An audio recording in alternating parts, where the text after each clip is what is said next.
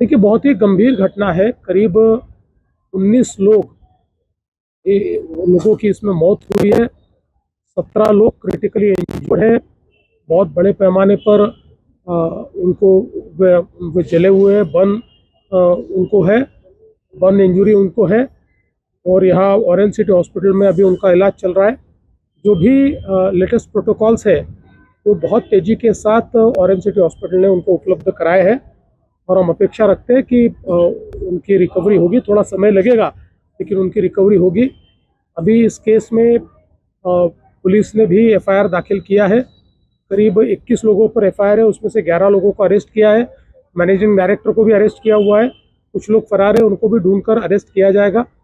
साथ साथ जो हताहत हुए, जिनकी मौत हुई है, उनको कंपनी की ओर से 75 लाख 75 लाख रुपया कंपनसेशन दिया गया है। 5 लाख रुपया हमने सीएम फंड से दिया है। 2 लाख रुपया प्रधानमंत्री जी ने पीएम फंड से उनको दिया हुआ है।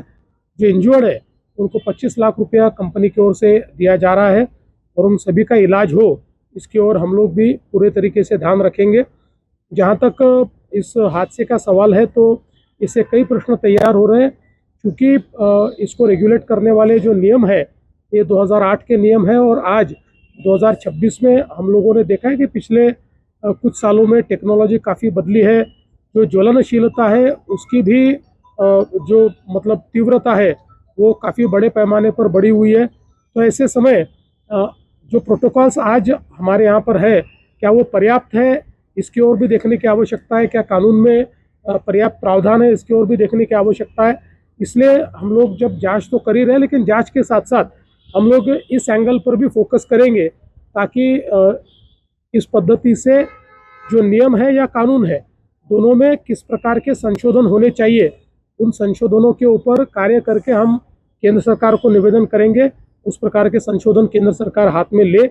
विशेष रूप से कुछ प्रोटोकॉल्स या कुछ प्रोसेसेस ये 100% ऑटोमेटेड की जा सकती है क्या, इसके ऊपर भी ध्यान देने की आवश्यकता है। क्योंकि ये जो सारे पदार्थ है इनकी ज्वलनशीलता इतनी तीव्र इस प्रकार की है कि जिसमें मिनिमम ह्यूमन एरर से भी बहुत बड़े पैमाने पर क्षति हो सकती है, लोग हताहत होने की संभावना होती है।